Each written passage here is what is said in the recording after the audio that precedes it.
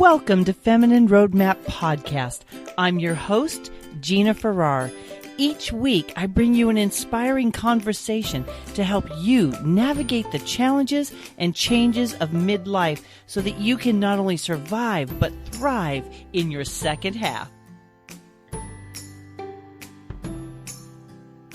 Hello, Feminine Roadmappers. It is Gina here, and today we are going to be talking about safeguarding your emotional health during any crisis. My guests are offering powerful, practical insights to help minimize the negative emotional impact of pandemics, natural disasters, financial challenges, and other major disruptions. My guests today are dr-elia-gourgouris, #1 best-selling author, keynote speaker, and founder of the Happiness Center, and Konstantinos-Apostolopoulos, furthermore to be called Coach Con. He is a performance and change management expert and an author. Together, they have co-authored 7 Keys to Navigating a Crisis, a practical guide to emotionally dealing with pandemics and other disasters. Gentlemen, thank you so much for being on my show today. Thank you for having us, Gina. Thank you, Gina. It's great to be here with you. So let's jump right in. What is it that brought you two gentlemen together, and what, besides the fact that we're in a pandemic right now, has led you to write this book at this time? I think what brought us together, #1, is love, mutual respect. We write together for Thrive Global, for Arianna Huffington's platform. So we have that as a background. We're best friends and brothers, basically. And in mid-March, as this pandemic was starting to blow up, I had a very strong impression, almost like the heavens parted and they said, "Elia, you need to write a book about this pandemic and you need to do it now." And the first thing I did, I picked up the phone and I called Coach Con, and I'm like, "Brother, got to write this book. Are you in or are you out?" And he didn't hesitate for one second, goes, "I'm in, let's do it." Now, mind you, and I'll let him finish the story, the first book took me 3 years to write. So the idea of getting a book out in May from March 15th was insanity. It just doesn't happen. But you know what? It's the reason we're collaborative. There are no egos involved. He has a good idea, great idea. I have a good idea, great idea. And then we work so well together. He's meticulous. I trust him 100%. I trust him with my life. So this was a labor of love. It wasn't easy. 45 days is really fast. It's like we did nothing else, put our heads down and worked our butts off. And, we got this book out, and ever since then, it's been insanity. Interviews, podcasts, webinars, radio, television, you name it. So we're glad to be on your show. And then, Coach, it's your turn. Tell them your side of the story. That's my side of the story. Well, I'm going to take from where you left off and just share some of the experiences that we had with this, because, yes, it is very challenging to publish a book in that short period of time. The benefit that we had is, first and foremost, we figured that we couldn't cook enough to feed enough people. So how are we going to help people in this crisis? And what we looked at is, what are we good at? What can we offer? What have we been doing for a long time? And that's what we drew from. We drew from our experiences, our knowledge, our perspectives, which are very complementary to each other. And we are very synergistic in our approach. And from that, we realized that we've been helping people for a long time overcome individual crises, the problems that they have, either professional or personal. Because let's not underestimate it. A crisis can be global like a pandemic, but a crisis can also be something individual. The loss of a job, the loss of a relationship, the loss of a loved one. All of these things have similarities. So when we put our heads together, we were able to find the common denominator in the 7 keys that we describe in our book about how to deal with a crisis, a global or an individual one. And Coach, you have explained what crisis means in Greek. We're both Greek, as you can tell by our Irish last names. But what crisis is a Greek word? Where does that come from? Well, crisis, the word itself originated in ancient Greece, and the term means essentially a judgment or a test. And that's how a lot of the ancient Greeks perceived that. They perceived something that befell them out of the blue, something out of the ordinary that impacted their health, their environment, their safety, their security, as a test or a judgment from their gods that they needed to pass. And in many ways, that's how we approach a crisis today, because when you look at it, it is something that's come out of unexpectedly, something that we generally perceive as a negative impact on us, on our safety, or emotional or financial or our physical safety in other ways, and something that we have to deal with and overcome. And right now, you and I, the three of us, were talking really briefly before we hit record about how the level of stress and fear and anxiety is at an all-time high globally. We have more than one thing going on, and while fear and anxiety can be at a low grade level for a lot of people, whether it's work or whatever, we are in such a unique window of time. I'm not sure that we've ever been through something like this. We have social media, we have regular media, we have magazines. You can't get away from that constant voice of fear and anxiety. So let's talk about, how do we navigate this new way of living in a world where you go to the store and there's that anxious person, right? Some people are fine, but some people are really anxious if you get too close to them, or if you're not doing things a certain way, or they're more aggressive while we're driving. I just see stress as it's becoming like just a really normal thing, but not in a good way. I notice people are more heightened. Are you noticing that as well? Absolutely. So there's a big difference between danger and fear. Danger, if somebody coughs in your face right now, that's dangerous. That's real. Fear, on the other hand, is not your friend.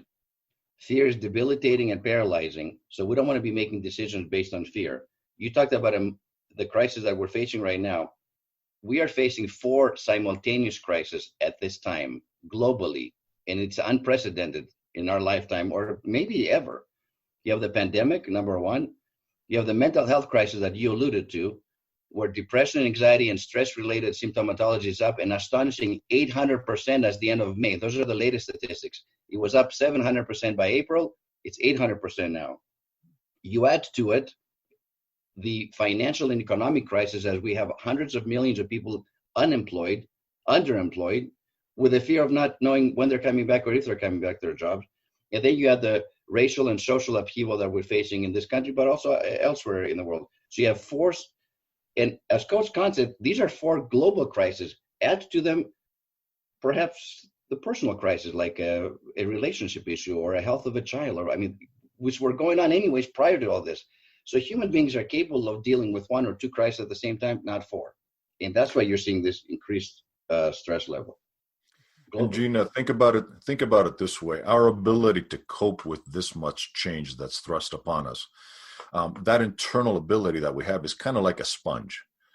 And that sponge can absorb inputs and changes and things like that are happening in our life, the stresses that you're describing, up to a certain amount. But at some point, that sponge gets so saturated, and especially now, as Dr. Elia said, when you have 4 major crises on a scale that we've never seen before, compounding on top of us. That sponge inevitably is going to get so saturated, it's unable to absorb anything. Little things are triggering us. Little things are creating problems. And you're seeing all those issues. And we're seeing that in our day-to-day life. All of the stats that we're seeing right now, divorce rates are up. Why? Because people now are forced to be together. They can't escape the way they did before to kind of alleviate some of that stress. And now they're faced with the realities they have to deal with in their relationships. And many people are either unable or unwilling to cope with those things, especially at a time like this. You see different mental health issues, like Dr. Elia said, are escalating. So we have compounding problems. And this is part of what drove us to actually write this book. As Dr. Elia will say many times, we didn't write it as an academic book. We didn't write it as a scientific journal. We wrote it as a practical guide to help everyday people be able to deal with these kind of challenges that they're facing. Again, yes, in these unprecedented times, but even going forward in any challenges that they may face in their lives. Here's a roadmap to help you build resilience, but to also give you hope that this can be overcome. You can drain that sponge and reset yourself. Let's talk about that, because I really think that we're also aware that we are maxed out.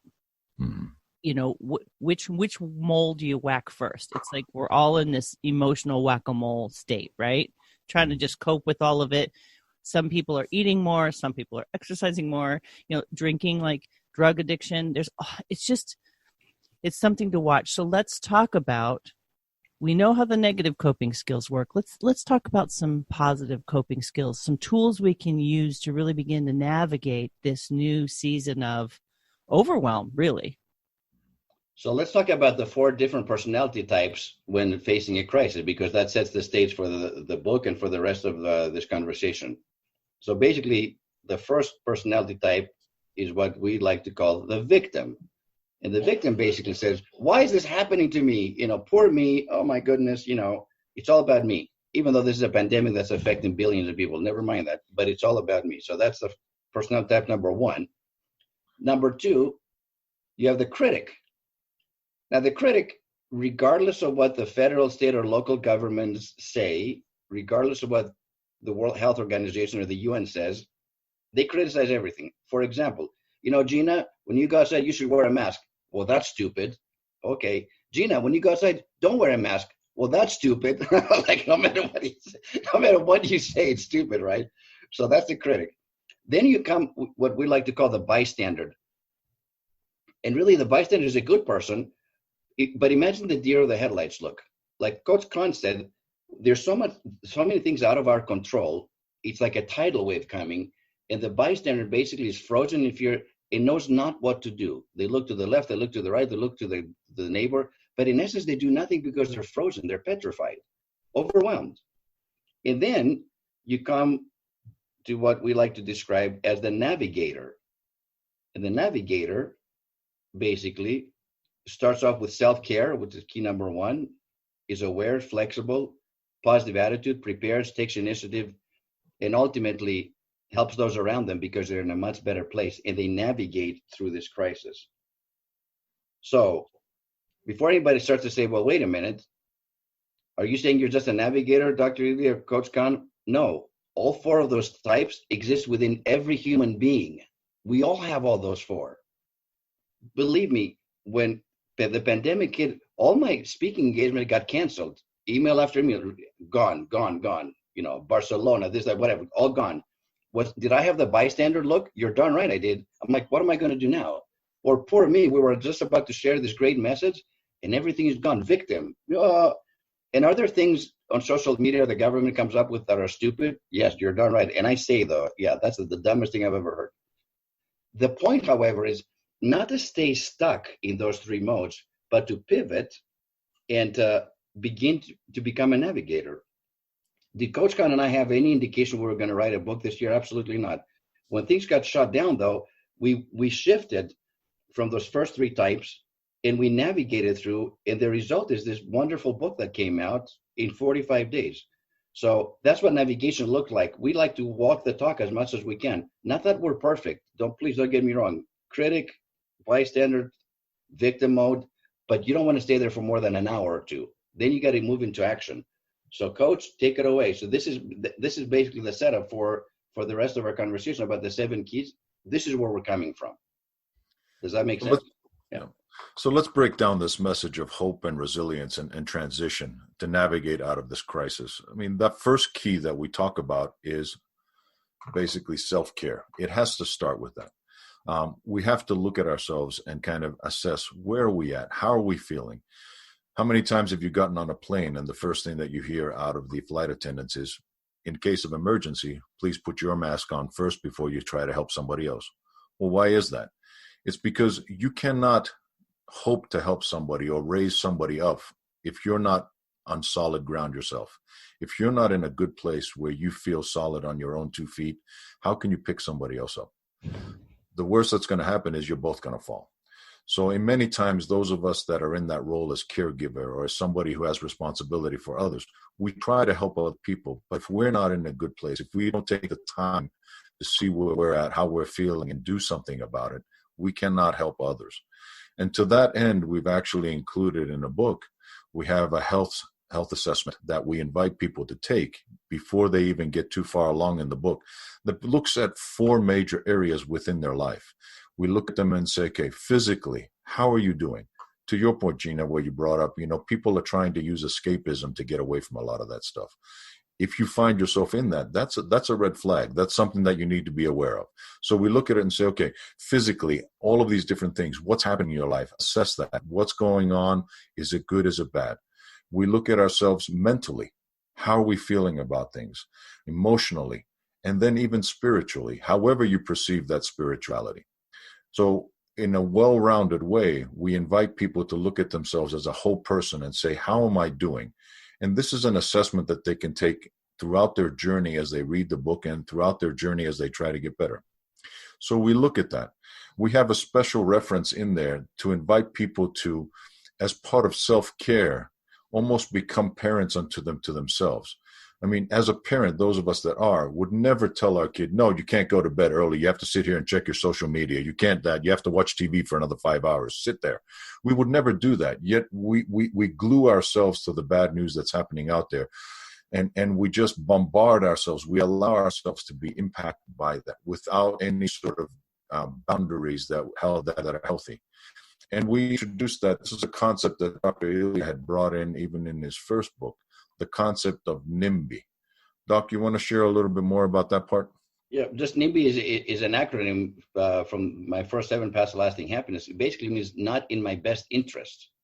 So what is not in our best interest? That's part of it, because if we can identify that and eliminate it and then replace those other self-defeating thoughts or self-destructive behaviors with something positive, because you can eliminate something. I was in my first career as a clinical psychologist in private practice for 18 years. I work with addictions with people all the time. But okay, when you go into sobriety mode, you've got to replace it with something positive, healthy. Otherwise, if you leave that void for too long, guess what happens? Relapse is what happens. So NIMBY is just a quick, cute little way. It's like, okay, so what's not in your best interest? You know what? It's not in my best interest to eat a gallon of ice cream at midnight just because I'm stressed. Personally, I used to do that when I was young, but I used to be a competitive swimmer and I'd swim 10,000 yards a day. Well, I burn all that. Now, if I did that, I'd have a heart attack. So it's not in my best interest, honestly. Right. And speaking of that in the best interest, we also look at it and say there's a special section in self-care where there is a population that, at least during the pandemic when we first wrote the book, that will significantly impact. Whereas we might feel the stress of being forced to stay at home or limited in our mobility, there were people that had to be out there in the front lines. Healthcare workers, nurses, doctors, staff in hospitals, people that were having to stock shelves or deal with certain things to keep the lights on, to make sure that we had the supplies that we needed in order to function. Well, we have a whole section in the book in that first chapter that talks about self-care for healthcare, which is something that's near and dear to our heart, that we want to make sure that we give a shout out to those people that are our modern day warriors during this crisis, and make sure that people remember that we need to give them the care that they need. They need to take it themselves because they're naturally going to try to take care of everybody else, but they need to give themselves permission to take care of that. And we need to be aware of that because there's going to be an inevitable crisis down the road, a shortage of healthcare specialists and people that have been burnt out by this whole thing. And think about this. We're talking about thousands of healthcare professionals that have actually given the ultimate sacrifice who have died. And then we have tens of thousands. I think it's close to 100,000 people who are healthcare workers who have been infected. And the amount of stress that doctors, physicians, assistants, nurses, and everyone else involved in that field, that's another epidemic. By their own, these are not my opinions, by the way, these are by their own testimony that they suffer from post-traumatic stress. And that once this pandemic is over, however long that lasts, that they will seek and it will need some serious counseling. We're not talking about a little depression or a little anxiety. I'm talking about trauma, which is very different. And that's what they're saying. And the reason for that is, look, most of them went to the profession, Hippocratic oath, do no harm, help other people. They knew that they would be dealing with sick people. That's part of their job. And they also knew that some of them would also die on their watch. What they were never trained for in medical school or nursing school is that people would die on them every day, day after day, and that they would have to play a different role, which is as people are dying, because families are not allowed to have any kind of closure. They can't say goodbye to their loved ones in the hospitals. There are no funerals, as you know. Doctors and nurses have been put in a position where they have to use technology like a smartphone to call the family and say, you know what, your dad is about to pass away. Do you want to say goodbye to them?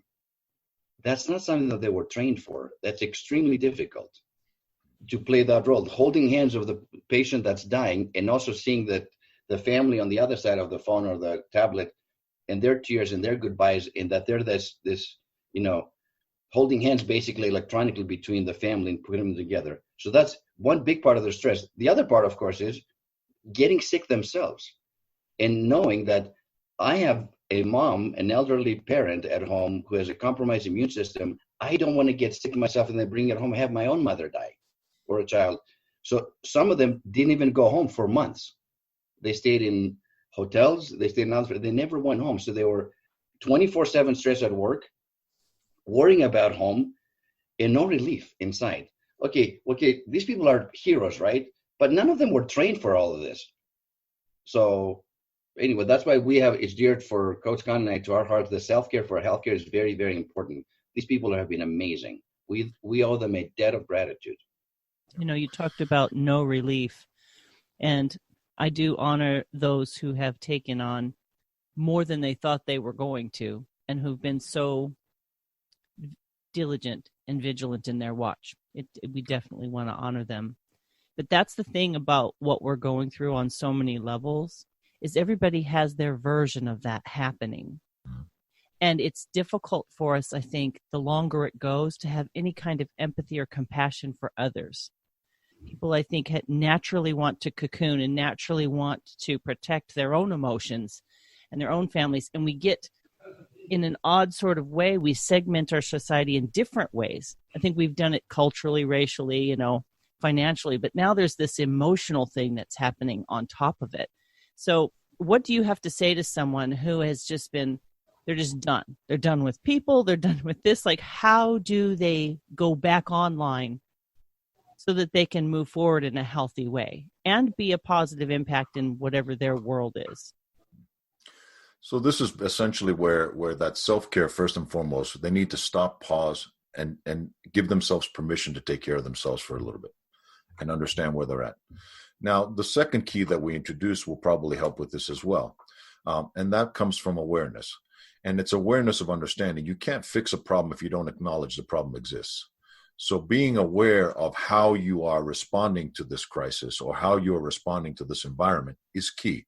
And sometimes that requires us to stop, pause, and basically listen to ourselves, listen to our body, listen to our heart, our mind, to be able to understand what's going on.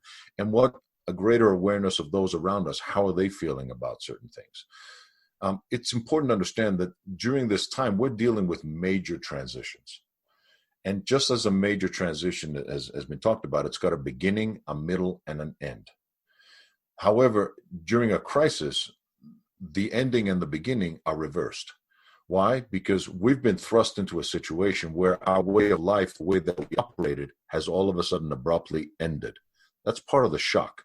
So we start with an ending, and any ending like that has a natural mourning process. People don't realize it. We're going through the 5 stages of grief right now. We have that denial, like the victim, for example, and we have the anger, like a critic, and lashing out in all of those different areas. We go through all of that depression, like a bystander, and all of those different areas that we're going through until we get to that point of acceptance as a navigator and starting to wanting to move forward. So we go through those natural stages of grief with the ending of the way that we did. The old normal is gone. Dr. Ilya and I have talked and counseled with people and coached people throughout this process to understand that what we need to prepare for is the next normal, not the old normal. So we need to go through that. But to get there, after the ending comes this transition period in which we don't know what's up, down, sideways. We're in limbo. So think about it this way. So we talked about the ending being the start of that.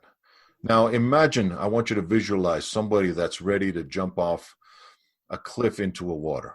And we've left the cliff and we're in midair now. We're not in one place. We haven't landed in the water yet. We're in limbo. We're in between. That's what it feels like next. And that's where we're at right now. This is not your typical crisis where something has happened and now we're in the recovery phase. We still haven't finished the crisis yet. This has been going on. As Dr. Ilya a lot of times says, this isn't a sprint. It's not even a marathon. It's an ultra marathon because we have to prepare ourselves for being in limbo for a longer period of time. And human beings are not prepared for that physically, emotionally. We're not prepared to be dealing with this kind of limbo for that long a period of time. And then finally, we land in the water. Finally, we're at that new beginning, that next normal that we talk about. And now we need to start looking at how can we move forward.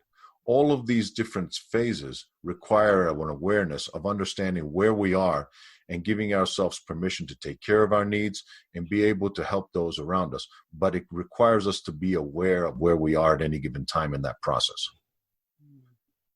And I would say, taking it from there, it leads into, the third key, which has to do with flexibility and adaptability. And that's the pivoting, right? Even to go from the victim, the critic, the bystander, to become a navigator, you have to do things differently. If people think they can do the same things they used to do before now and expect to be happy and expect to be thriving and so on, they're sadly mistaken. We all have to make adjustments.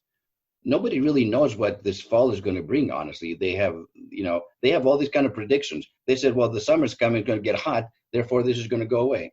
Not true, apparently. We don't know what September brings. We don't know what November brings or next winter when the flu season jumps in. There are a lot of things we don't know. And it's going on, like Coach Khan said, ultra marathon. And most of us are used to going for a walk, maybe for a run, but most of us don't even run marathon, let alone ultra marathons, emotionally and mentally. And that's why you have that 800% increase. So why is flexibility important in dealing with any crisis? We like to use the example of the oak tree and the palm tree. And imagine the oak tree is this massive tree that's been around for 100 years, huge, right? However, if there's enough moisture and enough wind at the peak of a hurricane, what typically happens to oak trees? They come crashing down on people, cars, homes. The flip side of that is the palm tree, even at the peak of the hurricane, it bends, and it can bend a lot. It can almost bend all the way parallel to the ground, if you will. But when the storm passes and the hurricane passes, guess what? The palm tree rises up again. So we're asking people to be palm trees, not oak trees. It's not that the strong will survive, but the flexible will survive. And you really have to think about athletes. If you don't stretch, if you're not nimble and flexible, what happens to you physically, let alone otherwise? You get a pulled hamstring. You have all kinds of injuries happen. So flexibility is the key. And people who like to control their environment have a very difficult time. They're inflexible. It's like, I don't want things to change. Listen, most of us don't want things to change but we're not going back. There'll be a pre-COVID and post-COVID world. In the history of humanity, when the historians write what was happening in 2020, there's a huge shift on all kinds of levels. So either we adapt or we suffer. Either we're flexible or we get hurt. And here's just an example. I'm a father of a young daughter who is part of this class of 2020 that just graduated high school, but I put graduation in kind of quotation marks. She didn't ask for this. She was born at a time when we were dealing with another crisis with 9/11. So our worlds change, and those changes shape us, they impact us, and we have to adapt accordingly. Because as Dr. Elia said, as Darwin said before us, it's not the strong that survive and evolve. It's the flexible, it's the adaptable. And we're called yet again to adapt to our environment. We got used to, after 9/11, not being able to just walk up to the gate anymore. We had to change things. Well, it's similar now. We're going to have to adapt in different ways to get to that point. It's interesting as you guys are talking about flexibility is key, and nobody really loves change. I mean, some of us are we're more open to change. Some people are very change averse. And that's one of those subtle navigation pieces, is living in a world where everybody is suffering on some level. Some people are perpetuating their own suffering, that victim or that person that won't adapt or won't flex. And then you have the ones that think everything is stupid and they're inflicting suffering on other people. So it's like there's just so many layers to this navigation piece that you guys are talking about. And I think for me, I'm just trying to keep these four walls in my family, keeping the communication open, trying to raise the awareness so that we can all feel safe here to talk through the things, but get a break from the noise. And so you guys are on the point, you're on your third point here about choosing flexibility so you can adapt, pivot, and avoid unnecessary pain. And I just really quickly, when somebody has never pivoted, like they're just one of those people that just hunkers down and tries to get to the normal that we used to have, how do you help them understand what pivoting even looks like? I think, first of all, people don't pivot because they're afraid. So we go back to the danger versus fear. And yes, danger is real, but fear is not your friend. And fear paralyzes you. So staying put, just like the bystander, it's not that there's anything wrong with being a bystander, but none of these people offer any solutions. They don't move forward. They're stuck. And therefore, that's detrimental to your physical, emotional, mental, and spiritual health if you don't do that. So you have to help them see the bigger picture, in essence. Yes, you can stay there, but guess what? The world's going to pass you by. And the longer it takes for you to pivot and to be flexible, the harder it's going to be. And the more you're going to actually suffer. So Gina, when we coach people, whether it's executive coaching or athletic coaching for student athletes, whatever kind of coaching that we do, there are three primary drivers that change people's behavior. People will either move towards what they want, they're going to move away from what they don't want, or will fight like hell to try to keep the status quo where they are in their lives. So in this case, all we try to do with people is we try to encourage them to see the value of moving towards what they want, whether that is refocusing them and saying, okay, we can't go back to the way things were, but what was it that you liked about that, and how can we get you there? So we coach them and work with them to see the value of that process, and the flexibility comes in because now we're asking them to navigate through a different path, perhaps a path they've never been through before, in order to get to that place where they want to be. And that's our role as coaches, as people who help and train and consult with people. And not just people, but teams, organizations, to help them get to that point and find their path there. By the way, everybody likes their comfort zone, like you said. That's what we call it, a comfort zone, because it's comfortable. But as you know, there's no growth there. It's okay to be in the comfort zone for a while, but if you want to grow as a human being or as an organization, you need to innovate, you need to be creative, you need to be flexible and adaptable. And when I propose that to my clients, and that's exciting. Like there's an excitement about that newness, right? I know you don't know what's around the corner, but I'm telling you, great things can come as a result of that. I would say, as bad as COVID has been, there's a lot of positive that has come out of it, or is coming out of it. For us personally, we wouldn't even be talking to you. This book wouldn't even exist. This pandemic actually forced us, in a sense, to write a book and write it in 45 days and get it out to the public so we can help as many people as we can, because that's our motivation. Yes, we want to sell books, but really the motivation is to help people transition through at the time, obviously, when we thought about one crisis, we didn't know about the other three coming up, but this is applicable for all of them. And that's the beauty of it. It's a simple, practical book. At the end of every chapter, we have a couple of points to consider, to ponder as a reader, to think about and to meditate on. We have a couple of questions, and then we move to what we like to call take action, because knowledge without application is just education. You can read the top 10 books on how to prepare for and you can highlight them and underline them to death. And then usually what happens with books like that, we put them back on the bookshelf, right? Never to pick them up again. Okay, well now we're more knowledgeable about navigating a crisis. We know more, but if we don't do anything, you know what? We're going to be even more frustrated, which kind of leads to the next two keys that Coach Khan can talk about, which is preparation and initiative. In the end, you've got to take action. Reading about it and highlighting stuff can only take you so far, but it's not going to transform your life or your business. So let's talk about that. One of the key points that Dr. Elia mentioned was we weren't expecting these other things to happen. We weren't even expecting this crisis, let alone all four of them. So if we take that into account, how can we prepare? Because preparation is the fourth key that we have. Well, we've had crises before in our lives. Like I mentioned, my daughter was born just after the last one, the 9/11. We've had hurricanes. We've had natural disasters. Hurricane Katrina in 2005. We've had the financial collapse of 2008. It's not like we haven't had crises before.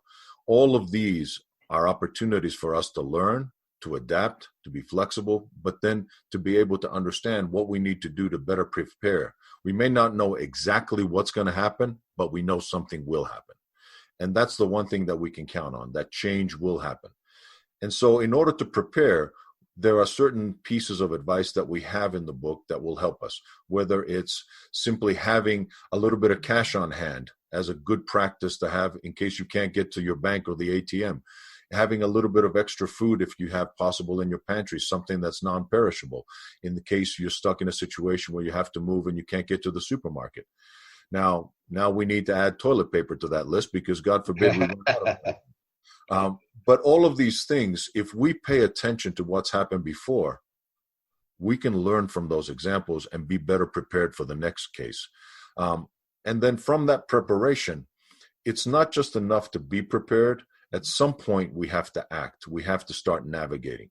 There are a few things that are as empowering as starting to take some semblance of control, even with the little things in our life. That's where the empowerment starts coming in. When we start taking steps to say, okay, so I may not be able to control what happens in my city, my neighborhood, all those different areas, but I can control what happens inside the four walls of my house. I have greater control over that. So I can determine how much I want to watch of the news or how much information I consume and from where. Whatever the case might be, I can start taking small steps to control my environment and gain a better confidence in what's happening around me. And that initiative allows me to start building that. Little by little, brick by brick, I start regaining a semblance of that. I'm now past that leap into midair and I've landed. Now I'm starting to create that new future for myself and those that I care about. And that's the part about initiative that's so powerful.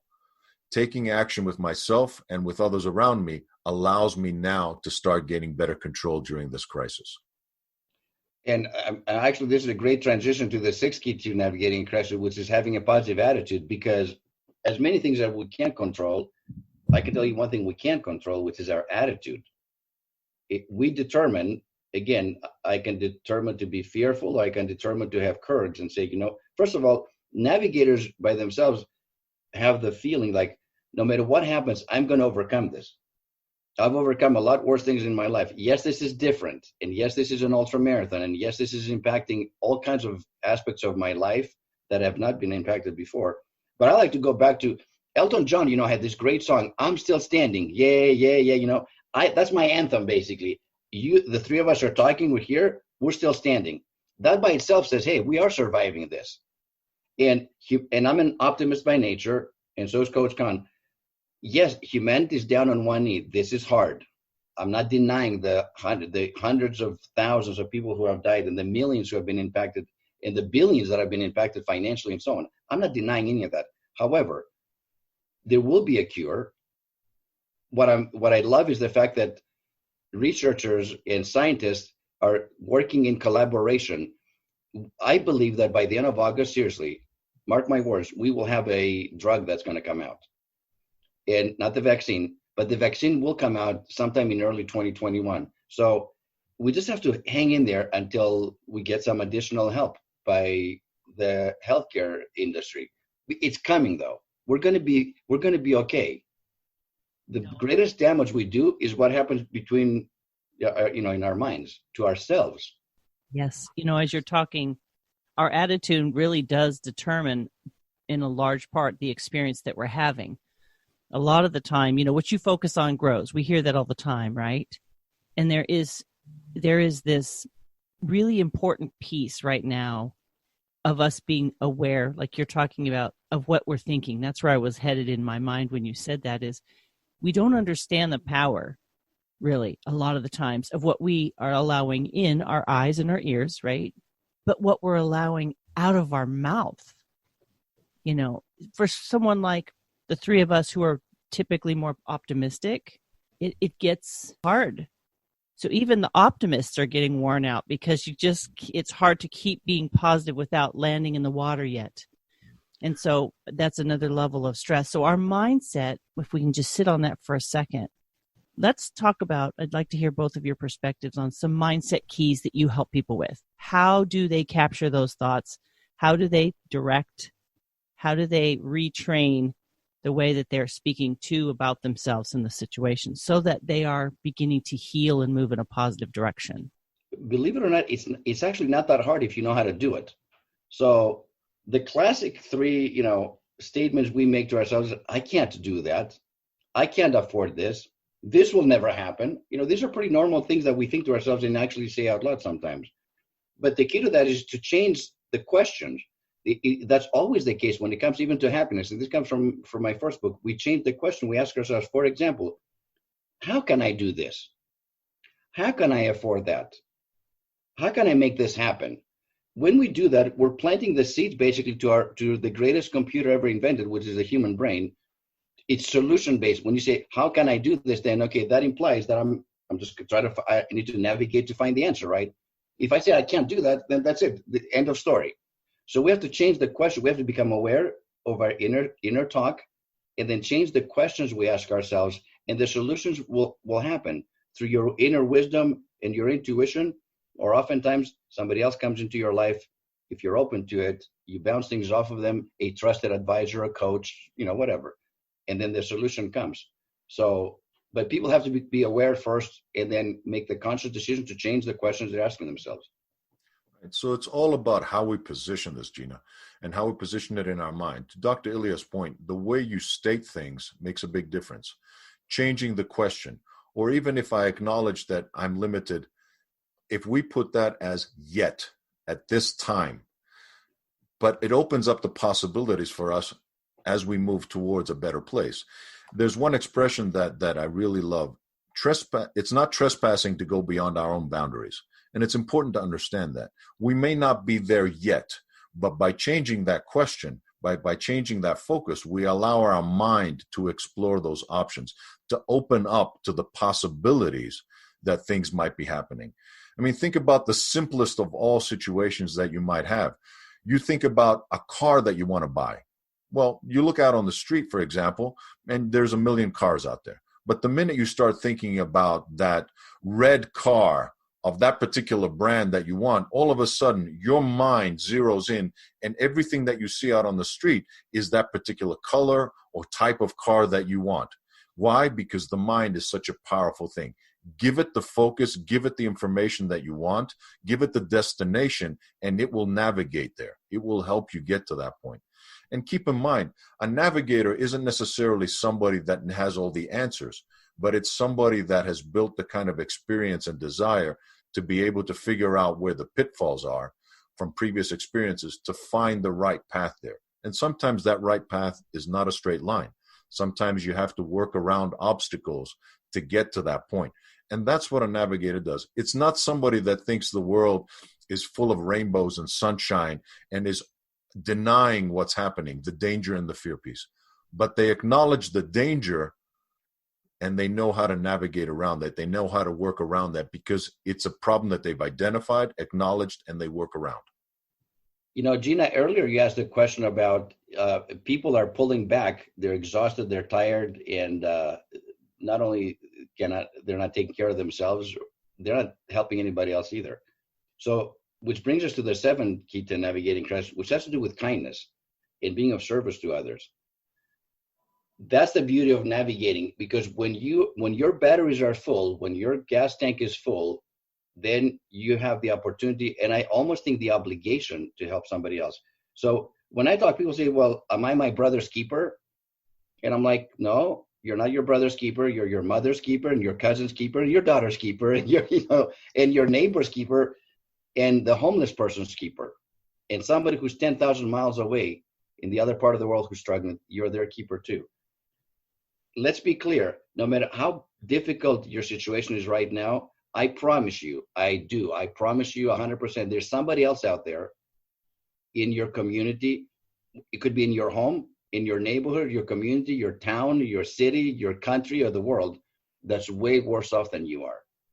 And all you have to do is look around. There's so many opportunities to help other people. Part of the awareness that we talked about before is I get promptings, and I listen to them. I've learned to trust them over the years because they never fail me. I only pay the price when I ignore my promptings, actually. So, and if the prompting is, I wonder how Gina's doing, I act upon that immediately. I don't wait for like tomorrow, and I pick up, what's the worst that can happen? I can call you, Gina, I've been thinking about you. How are you doing? What's the worst thing you could say to me back? I'm doing fine. Thanks for thinking of me. That's the worst thing that could happen. But way too often, in my experience anyway, people said, well, it's funny that you're calling today. And then there's another side of the story that obviously, so we can do it through a phone call, a text, Zoom calls. Nowadays, there's so many ways to connect with people. Listen to that still small voice inside that will guide you, and reach out to other people. You know what else is at an all-time high? And Coach Khan and I haven't really talked about it in previous interviews, but I just thought about it, is loneliness. Yes. Loneliness is at an epidemic level because people are isolated. So think about how, hard and taxing that is to be lonely, not for a day or two, like a weekend, that nobody called me this weekend, but for months at a time. Yep. And that's hurting people in so many different ways.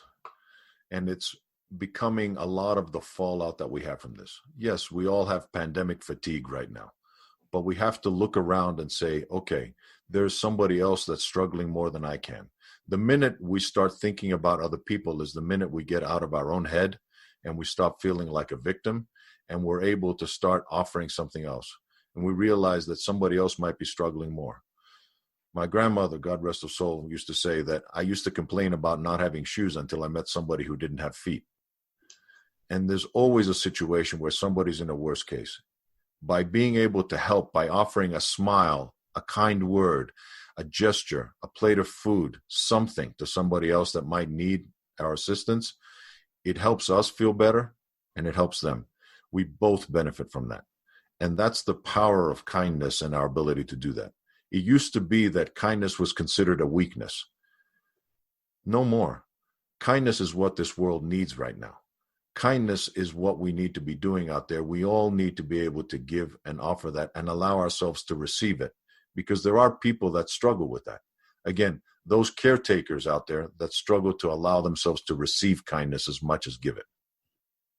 You were talking about isolation. It's so funny, Dr. Elia. I was literally at that moment thinking of the people that have, because they don't know how to cope, some people have chosen to isolate emotionally. Maybe they're still moving about in the world, but they've kind of shut themselves in, and they kind of, it's their way of protecting themselves, I think. Mm-hmm. It is that fight or flight mode that we were talking about. Again, danger versus fear.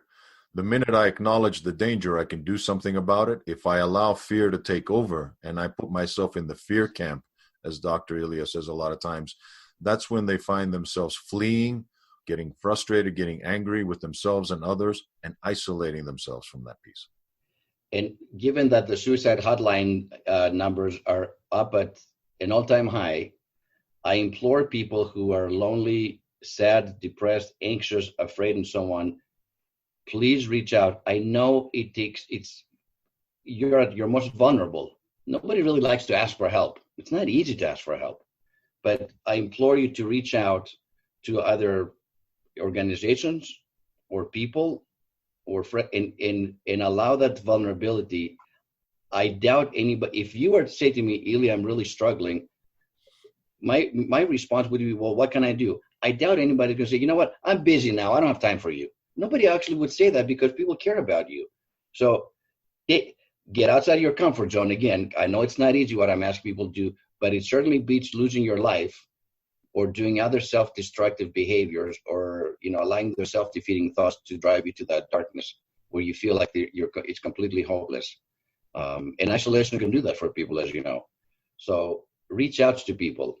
On our end, of course, is also be aware of people and listen and then act upon it. Don't just sit on it. Don't sit on it for like 3 days. If you get the prompting to call somebody, do it, and do it today. You'll be pleasantly surprised about what a difference you can make in somebody else's life.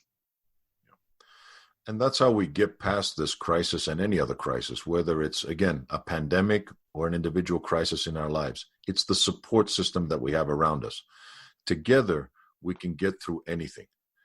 Together, we can cope with all of these different challenges, and not just cope, but actually thrive, come out better on the other side. If anything we're learning from these crises is that there is a better way for us to interact with each other, to live, to focus on what really matters and what's important in our lives, and get away from the superficiality of things. I would love to know from each one of you, because you do have so much knowledge and information, and you have created a body of work that is a powerful resource. And so I would say the first bit of advice would be to get this book, share this book, maybe do a book group, and really help process. Because I think sometimes that different perspective from someone else is that little piece that we need, right, to shift or pivot. But I would love to hear from each one of you. What are your 3 kind of key things that you want someone to really take home from this conversation? They could be things that you really think are the most impactful, but just 3 things each, please, that you want people to really either start with or not forget. What's super important for them? I mean, I would say the first thing is to remember the 4 personality types, right? And the most important is that they all 4 exist within each one of us. So it's not like, hey, these guys look like they have it together and like they're navigators, they can't relate with me. No, we can totally relate with all of you because we've been all 4 of those. The takeaway from that is don't stay stuck. Spend an hour or 2 being the victim, poor me, or the bystander not knowing what to do, or criticize as much as you want for an hour, though, and then pivot, navigate.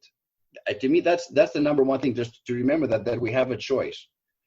Also to remember that flexibility and adaptability is more in need now in order to navigate this in any crisis than in any other time. Yes, I like the comfort zone. Who doesn't?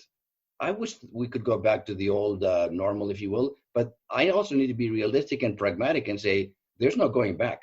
Our life will be very different in so many ways that, the economy is opening up and companies are bringing their employees back to work. So Coach Khan and I are scrambling to work and help them with this next normal. Like you said, they don't know what to do. HR professionals are overwhelmed. They have no idea how to do. And basically we're saying, look, all your employees, they need to be, how you onboard employees when they're new? They come, let's onboard them. It's like, we have to re-onboard every employee, even if they've been here for 20 years, into this new situation. So that allows thinking outside of the box, being innovative. So I would say that's number 2, the flexibility. And I guess for me personally, positive attitude. No matter what happens, this isn't going to break me. And I refuse to live in fear. That's just me. I'm sorry, I'm not saying anything about anybody else, but I refuse to live in fear. Life is way too short. Precaution, yes. Safety, yes. Danger is real, but I'm not living in fear. Those are my 3. Okay, I will echo those, and I will add 3 more for people to consider on this, Gina. First of all, be kind to yourself. Give yourself permission to feel what you feel. Acknowledge those feelings. Allow yourself the opportunity to hear how other people feel around you. Give yourself that permission to listen to yourself and to listen to other people. Be kind and empathetic from that piece so we can get through that. The second thing for me would be, don't be afraid to take initiative. Small wins. Small wins will build your confidence to be able to get through any sort of crisis. That journey starts with that first step, and sometimes that first step is the hardest one to take. So don't be afraid to take that first step. Be brave. And even have fun with the fact that we're in limbo right now. Give yourself permission to actually try something new. Be a little bit different. Maybe you always wanted to do something different. The fact that maybe I don't have that opportunity to work in my old field now presents an opportunity for me to do something different and capitalize on that. But it starts with that first step. Be brave. Sometimes that's all you have to do. Be brave enough to take that first step. And the third thing is, build on that positivity and let's be kind to each other. Let's build that better tomorrow that we want. Let's not let this crisis go to waste. Create that new world that we want where we can become better as people, as neighbors, as relatives, as friends. Become that support system. Be kinder to each other so we can come together and build that new tomorrow that we want. Wow. So much good information. How do people get in touch with you guys? Our LinkedIn profiles, that's the easiest way. You can get everything there. dr-elia-gourgouris.com. That's my website, the speaker's website, or thehappinesscenter.com, either one. For me, it's very similar, and people can find me as Coach Khan with a K, K-O-N.